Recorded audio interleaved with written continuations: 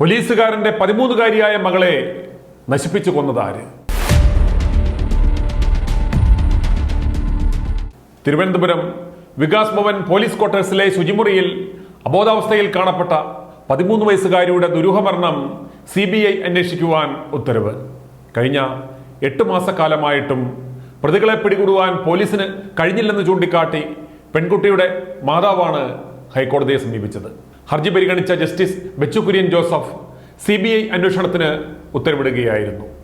അന്വേഷണം വേഗത്തിൽ ഏറ്റെടുക്കണമെന്നും CBIക്ക് ജസ്റ്റിസ് ബെച്ചു കുര്യൻ നിർദ്ദേശം നൽകി. കുട്ടിയുടെ പോസ്റ്റ്മോർട്ടത്തിൽ തുടർച്ചയായി ലൈംഗികാതിക്രമത്തിനും പ്രകൃതിവിരുദ്ധ പീഡനത്തിനുമടക്കം നിരന്തരം ഇരയായെന്ന് തെളിഞ്ഞതോടെയാണ് കേസ് വേഗത്തിൽ തന്നെ CBIക്ക് നൽകുവാൻ കോടതി ഉത്തരവിട്ടത്.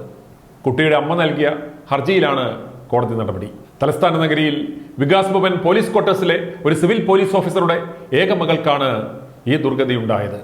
തിരുവനന്തപുരം കോട്ടൺ ഹിൽ സ്കൂളിലെ 8ാം ക്ലാസ് വിദ്യാർത്ഥിയായിരുന്നു മരിച്ച പെൺകുട്ടി. 2023 മാർച്ച് 29 സ്കൂൾ വാർഷിക പരീക്ഷ കഴിഞ്ഞെത്തിയ പെൺകുട്ടി അന്ന് വൈകിട്ട് 6:30 വീട്ടിലെ ശുചിമുറിയിൽ അബോധാവസ്ഥയിൽ കണ്ടെത്തുകയായിരുന്നു. അമ്മ വൈകിട്ട് സായാഹ്ന നടത്തം കഴിഞ്ഞ് വീട്ടിലെത്തുമ്പോൾ ശുചിമുറിയുടെ വാതിൽ അകത്തുനിന്ന് പൂട്ടിയ നിലയിലായിരുന്നു. വിളിച്ചിട്ടും വാതിൽ തുറക്കാത്തതിനാൽ വാതിൽ ചവിട്ടിപ്പൊളിച്ച് നോക്കിയപ്പോഴാണ് പെൺകുട്ടിയെ അബോധാവസ്ഥയിൽ മൂക്കിൽ നിന്നും രക്തം വാർന്ന നിലയിൽ കണ്ടെത്തിയത്. കുട്ടിയെ ഉടൻ തന്നെ ജനറൽ ആശുപത്രിയിലും തുടർന്ന് മെഡിക്കൽ കോളേജ് ആശുപത്രിയിലും പ്രവേശിപ്പിച്ചു. 3 ദിവസം മരണത്തോട് മല്ലടിച്ച പെൺകുട്ടി ഏപ്രിൽ 1 ആശുപത്രിയിൽ വെച്ചാണ് മരണപ്പെട്ടത്. പോലീസ് ക്വാർട്ടേഴ്സിൽ രക്ഷിതാക്കൾക്കൊപ്പം താമസിക്കുന്ന പെൺകുട്ടിയാണ് ഇത്തരത്തിൽ മരിച്ചത്. ലഹരി മരുന്നുകളുടെ അമിതമായ ഉപയോഗം കൊണ്ടുണ്ടാകുന്ന സെറിബ്രൽ ഹെമറേജ്, തലച്ചോറിൽ ഉണ്ടായ രക്തസ്രാവമാണ് മരണകാരണമെന്നാണ് പോസ്റ്റ്മോർട്ടം റിപ്പോർട്ടിൽ പറയുന്നത്.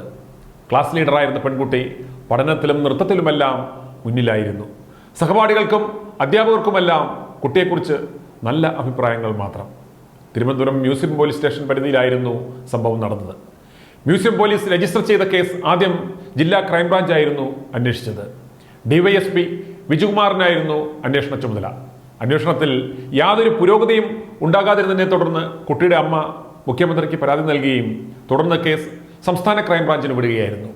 പോലീസ് 8 മാസത്തോളം അന്വേഷിച്ചിട്ടും കുറ്റക്കാരെ കണ്ടെത്താനാകാത്തതുകൊണ്ടാണ് കുട്ടിയുടെ അമ്മ CBI അന്വേഷണം ആവശ്യപ്പെട്ട് ഹൈക്കോടതിയിലെത്തിയത്. കുട്ടിയുടെ മരണം കൊലപാതകമാണെന്ന് കണ്ടെത്തിയിട്ടില്ല. എന്നാൽ ദുരൂഹമരണം എന്ന നിലയിലാണ് പ്രഹസന അന്വേഷണം നടത്തിക്കൊണ്ടിരുന്നത്. കേസ് CBIക്ക് വിട്ടതോടെ നീതി വേഗത്തിൽ ലഭിക്കുമെന്ന പ്രതീക്ഷയിലാണ് കുട്ടിയുടെ അമ്മ. പ്രതി പോലീസ് ക്വാർട്ടേഴ്സിലെ തന്നെ താമസക്കാരിൽ ആരെങ്കിലുമാണെന്നാണ് ബലമായ സംശയം. കുട്ടിക്ക് അമിതമായ അളവിൽ മയക്കുമരുന്ന് നൽകി പീഡനം നടത്തിയതാണെന്ന് പോസ്റ്റ്മോർട്ടം റിപ്പോർട്ടിൽ നിന്ന് തന്നെ വ്യക്തമാണ്. പോലീസ് ക്വാർട്ടേഴ്സിൽ അച്ഛനും അമ്മയ്ക്കൊപ്പം താമസിച്ചിരുന്ന പെൺകുട്ടിയുടെ കൊലപാതകത്തിന് കാരണക്കാരനായ ആ നരാധമനെ 8 മാസം കഴിഞ്ഞിട്ടും പോലീസിന് കണ്ടുപിടിക്കുവാൻ സാധിക്കുന്നില്ലെങ്കിൽ അത് പോലീസ് സേനയ്ക്ക് തന്നെ കളങ്കമാണ്. ഈ കേസ് ഹൈക്കോടതി CBI അന്വേഷണത്തിന് വിട്ടത് കേരള പോലീസിന്റെ കർണത്തേറ്റ കനത്ത അടിയാണ്. സ്വന്തം സേനയിലെ ഒരു പോലീസ് ഉദ്യോഗസ്ഥന്റെ മകളെ പോലീസ് ക്വാർട്ടേഴ്സിൽ കയറി പിച്ചിച്ചിന്തിയ നരാധമനെ പിടിക്കുവാൻ സാധിക്കുന്നില്ലെങ്കിൽ ഇതിനർത്ഥം കാക്കിയിട്ട കള്ളൻ കപ്പലിൽ തന്നെ ഉണ്ട് എന്നാണ്.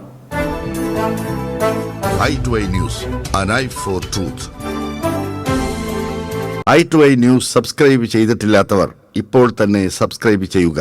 നോട്ടിഫിക്കേഷൻ ലഭിക്കുവാൻ ബെൽ ബട്ടണും അമർത്തുക.